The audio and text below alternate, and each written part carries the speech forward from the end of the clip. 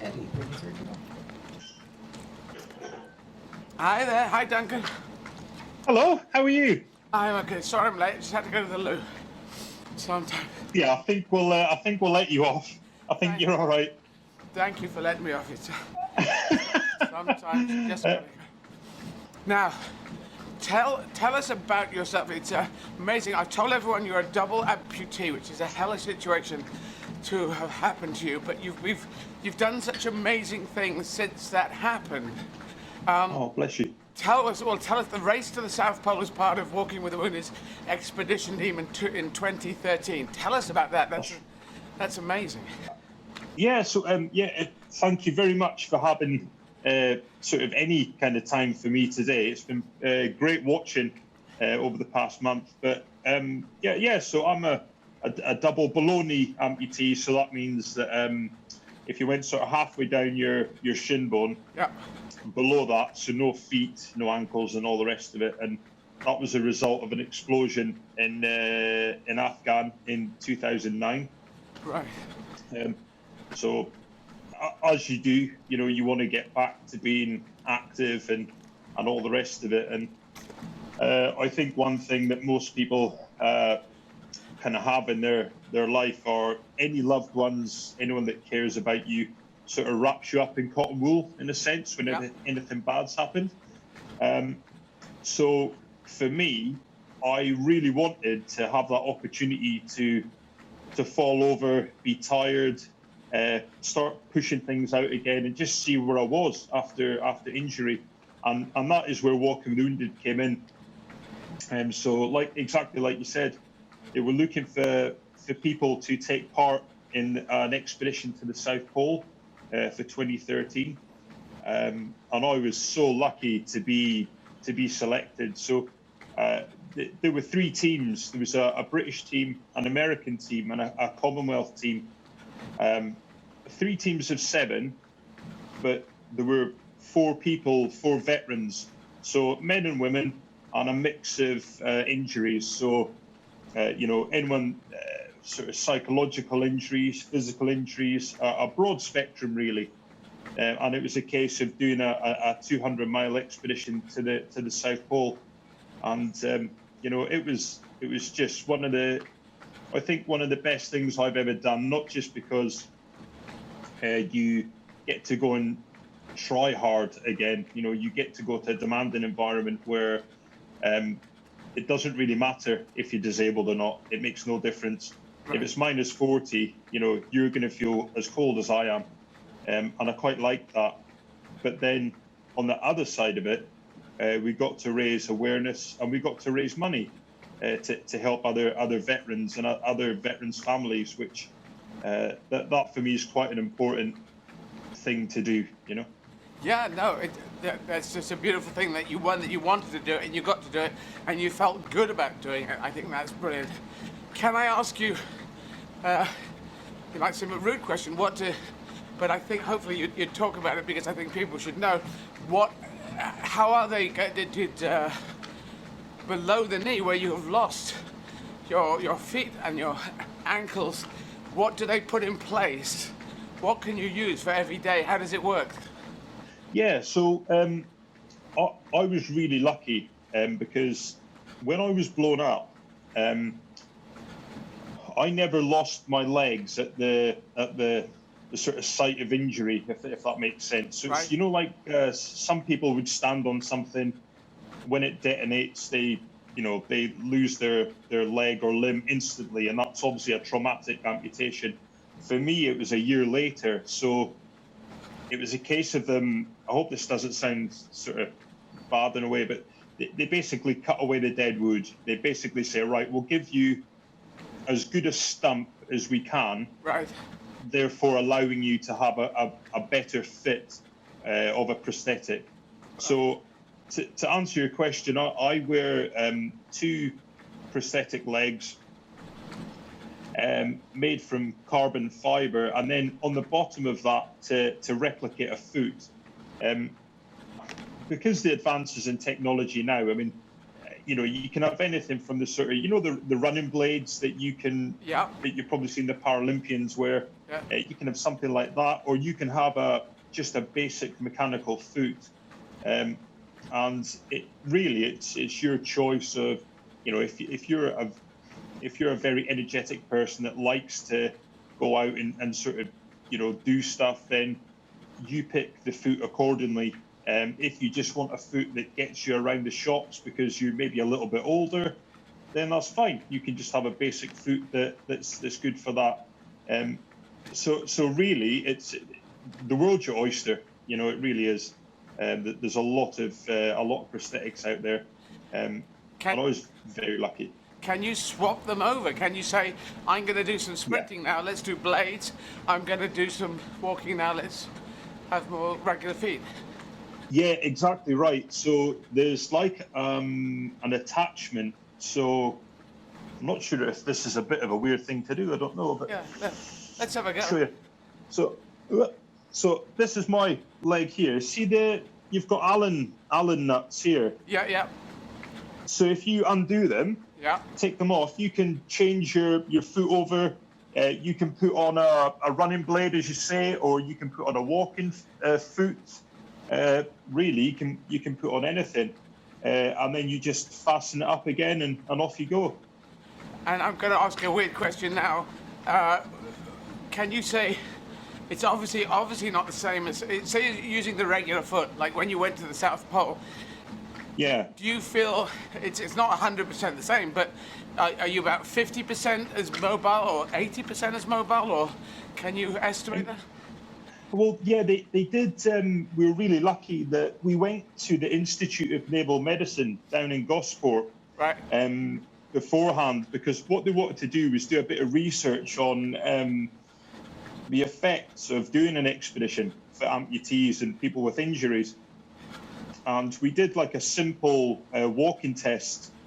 So you go on a treadmill, clean fatigue, just wearing sports kit, and you walk a certain distance at a certain pace, and then you stop. You do the same thing but wearing some weight.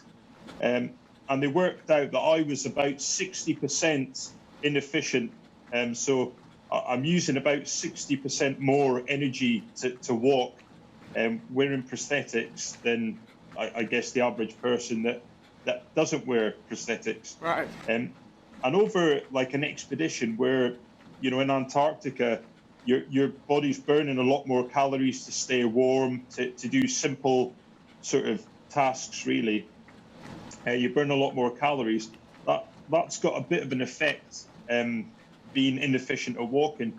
But for some bizarre reason, strapping a pair of skis to my feet and skiing was great. It didn't feel as bad as you would think. It didn't feel like a massive effort. It just felt quite a gentle way to spend your day. And although we're pulling sledges with our kit and equipment, after a while, and I think you can probably relate to this, it's like you sort of ski yourself fit in a sense. Yeah. You just get used to that kind of daily kind of, we're doing X amount of kilometers a day, and it's fine. And I was actually fine. It was all right. It was hard, but it was okay. Yeah.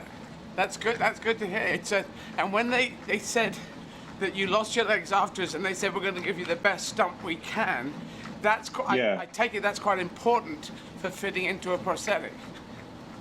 Yeah. So I think the rule of thumb really is the higher up the leg you go, the harder it is to wear a leg. So when you see people that have high up prosthetics, so they have a prosthetic knee and all the rest of it, that's really that's difficult stuff. For me, and I genuinely mean this, I'm a bit of a token effort in a sense that I've got long stumps and they're in good shape. I've got little or no scar tissue, little or no nerve damage, and it's a case of staying active keeps my body weight down, and it's absolutely fine. So yeah, they really did a cracking job with me, I've got to say. Well, hats off to you for going to the South Pole, if that wasn't enough. And then you did Marathon des Sables. That sounds bloody Yeah. amazing. Yeah, well, I heard that I've heard that you might be thinking about doing such things. Well, I was born in the city of Aden in Yemen, and it's, a desert country.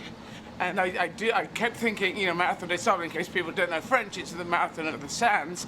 And, Yeah. And it was one marathon. I thought, I need to keep that in my mind. And Yeah. I'm not thinking about it right now, Duncan. 'Cause I don't blame you. Yeah. I don't want to think of anything right now, but it is there because I was talking to some women endurance runners, and they were doing it, and it does sound kind of amazing. And what was that like? Well, I suppose it's just different problems. Well, it's completely hot. The other one was completely cold. Yeah. Yeah. So I mean, I was very. I mean, Walking Wounded, I've got to say, are when it comes to sort of being a charity, they are a little bit rock and roll in the sense that they like to kind of push the expectations of what people do, and I think that's a good thing. So they took an opportunity and they took a chance taking a double amputee to the South Pole, but then I suppose I asked if I could have a place to do the Marathon des Sables.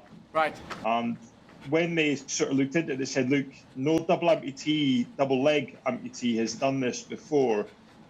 They're actually they're not too keen on you doing it because, and I can understand the perception of missing 2 legs and then asking to do 156 miles across the desert. Yeah, I get it. People sort of say, well, that's dangerous. But in reality, it's no more dangerous than, if you fell over, it's going to hurt. If I fall over, it's going to hurt. It's the same. Yeah. But it takes a little bit of a change in perception to think like that, and I get that. But luckily, Walking Wounded pushed it, and then we got onto the Marathon des Sables in 2016. And for all the reasons I've said before, with the prosthetics, sometimes you can get a pair of sockets that fit, but it's like, you going for a run in a set of trainers. It's only when you get 10 or 15 kilometers in that you realize they're pinching a bit. Actually, they're not quite right. And for me, that was 3 days in. So I got 3 days into the first one, and it was on day 4 when you do the double marathon day that I got about 10 kilometers in and my legs were really hurting. And we managed to push on and we finished that double marathon. But I got to the medical tent, and unfortunately, I'd done quite a lot of damage to my stumps. I'd quite bad blisters and so on, and it meant I couldn't do the last marathon. And I was gutted. I was genuinely gutted because I had to stick my hand up and say, "I'm sorry, I give up."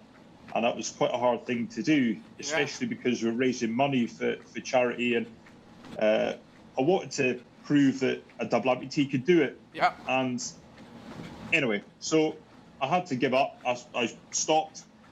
I went back to the UK. My wife told me off, and then I sort of thought to myself, right, I've got to go back. I've got to get this done. There's got to be a way. And luckily, I think sometimes you've got to do these things to fail in order to then, produce the goods. Yeah. So I met this Italian photographer out in Morocco, and he was he wrote for a running magazine in Italy. He goes back to Italy, speaks to some friends, and they said, "Oh, we've just started up a prosthetics company making prosthetics." And they said, "Oh, that's bizarre. I've just been speaking to a guy trying to do the Marathon des Sables." And they said, "Well, did he do it?" And they said, "No." They said, "Have you got his details?" And they said, "Yeah." So, long story short, I went to Italy. I got these fancy prosthetics that it's like having the best handmade pair of shoes you've ever had in your life. They're so comfortable. And what it meant was that I could then train consistently in order to go back out in 2017. And myself and one of my best mates, we went and we did it, and we completed the Marathon des Sables in 2017. And it was genuinely, I mean, I didn't realise that I didn't realise that. I thought you were British through and through, that you'd grown up in Britain. But I think for anyone that hasn't gone to somewhere like Morocco and met the people and sort of spent time there, I think it's really hard to explain what it's like. It's such a beautiful place, and I think the people make it, it's just fantastic. It's lovely. It was good. It's a beautiful thing. I mean, I think the part of the reason I make this, make humanity great again, I'm reaching out to make connections all around the world because I was born in Aden in Yemen. And without that city, I wouldn't exist. My parents wouldn't have met. Yeah. My dad got there with a different wife, and there was a breakup in the relationship.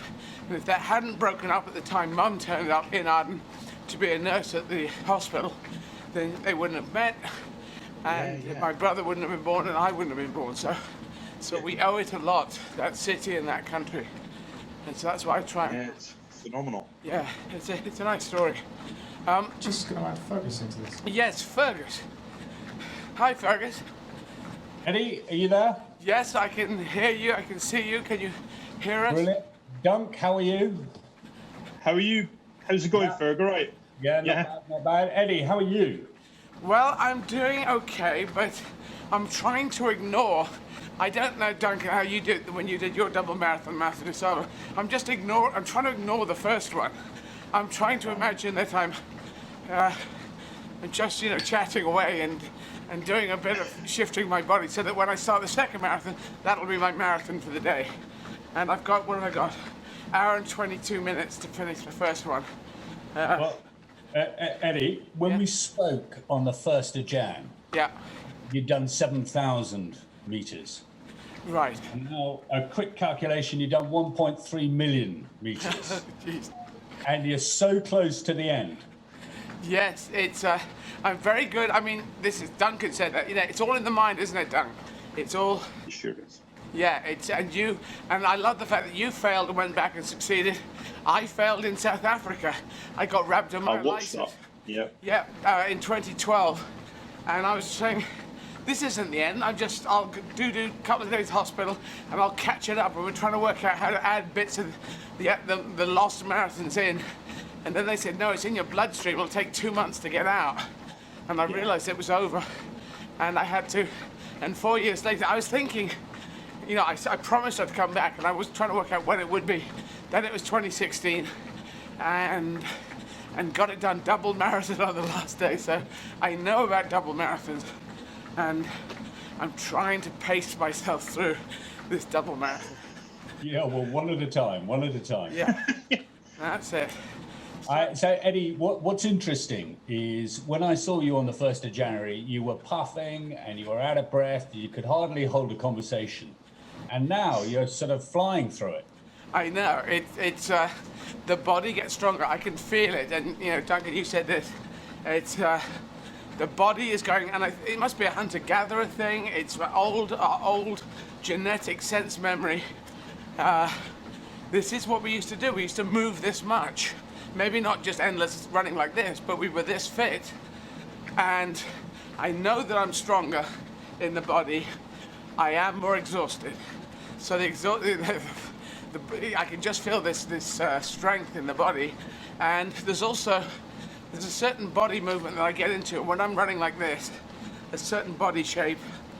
I can just go on. I feel like, well, have you heard of persistence hunting? Have either of you both heard of persistence hunting?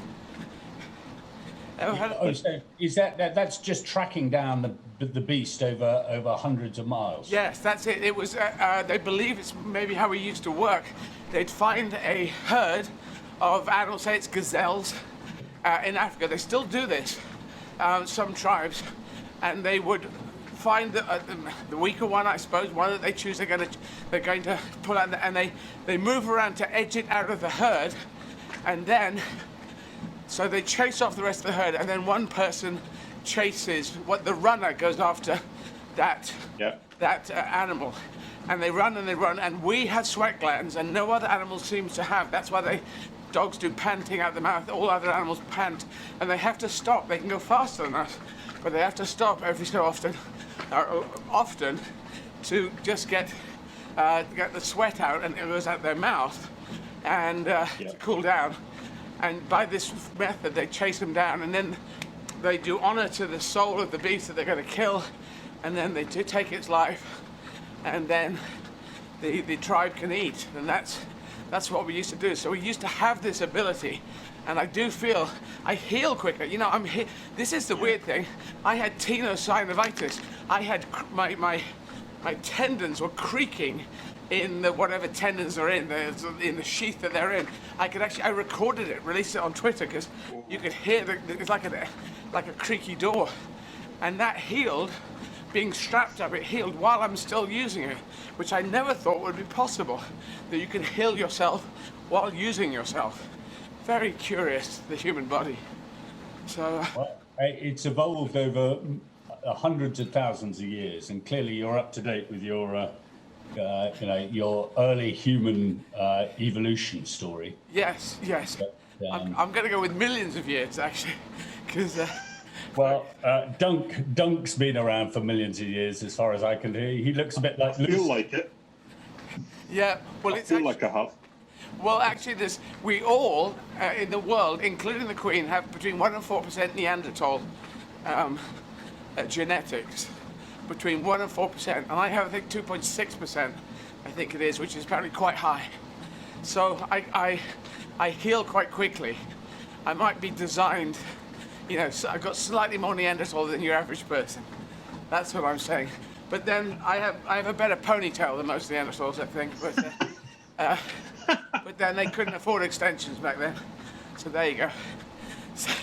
So this is my story. Well, yes, at least. Well, Duncan's a whole sort of generation earlier. I suspect he looks like Australopithecus africanus, who is 3 million years ago. Well, it's. I just think what Duncan does is fantastic.